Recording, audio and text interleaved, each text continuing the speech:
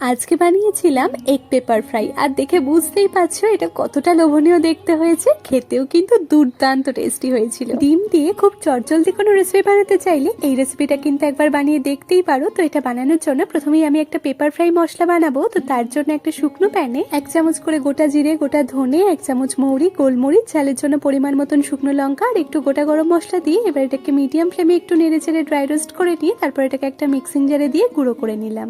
এরপর প্যানে সর্ষের তেল গরম করে এর মধ্যে সেদ্ধ করে দুভাগ করে নেওয়া ডিম আর সাথে একটু নুন, গোলমরিচ গুঁড়ো দিয়ে ডিমগুলোকে ভালো করে ভেজে তুলে নিলাম। তারপর প্যানের ওই বাকি তেলের মধ্যেই কয়েকটা কারি পাতা, কয়েকটা চেরা কাঁচা লঙ্কা আর দিচ্ছি 1 চামচ করে আদা রসুন কুচি। তো এখন এটাকে একটু নেড়ে চেড়ে ভেজে নেবো। আর আদা রসুনের কাঁচা ভাবটা চলে গেলেই তারপর এর মধ্যে একটা বড় সাইজের পেঁয়াজ কুচি দিয়ে পেঁয়াজটাকে নেড়ে চেড়ে গোল্ডেন ব্রাউন করে ভেজে নিয়ে তারপর এতে একটু হলুদ গুঁড়ো, রঙের জন্য একটু কাশ্মীরি লঙ্কা গুঁড়ো আর বানিয়ে রাখা গুঁড়ো মশলাটা 1 চামচের মতন রেখে বাকি সবটাই এর মধ্যে দিয়ে দিলাম। আর দিচ্ছি স্বাদ মতো নুন আর অল্প একটু চিনি। তো এবার সমস্ত মশলা ভালো করে মিশিয়ে একটু কষিয়ে নিয়ে তারপর এতে একটু টমেটো বাটা দিয়ে এটাকে আবারও কষাতে থাকবো। আর কষাতে কষাতে মশলা থেকে তেল ছেড়ে দিলেই তারপর গ্রেভিটা বানানোর জন্য এতে পরিমাণ মতন জল দিয়ে ভালোভাবে একবার মিশিয়ে নিলাম। তো গ্রেভিটা এরপর ফুটে উঠলেই তারপর এর মধ্যে 1 চামচ ঘি মিশিয়ে দিলাম আর সাথে ভেজে রাখা ডিমগুলো দিয়ে এটাকে আরো কিছুক্ষণ ফুটিয়ে গ্রেভিটা বেশ একটু ঘন মতন হয়ে আসলেই তারপর এর মধ্যে বানিয়ে রাখা গুঁড়ো মশলাটা 1 চামচ দিয়ে দিলাম আর সাথে একটু ধনেপাতা কুচি ছড়িয়ে নামিয়ে নিলাম। তো ব্যাস, তাহলেই তৈরি হয়ে গেল আমাদের টেস্টি এগ পেপার ফ্রাই। আর এটা গরম ভাত, রুটি, পরোটা সবকিছুর সাথেই দারুণ লাগবে।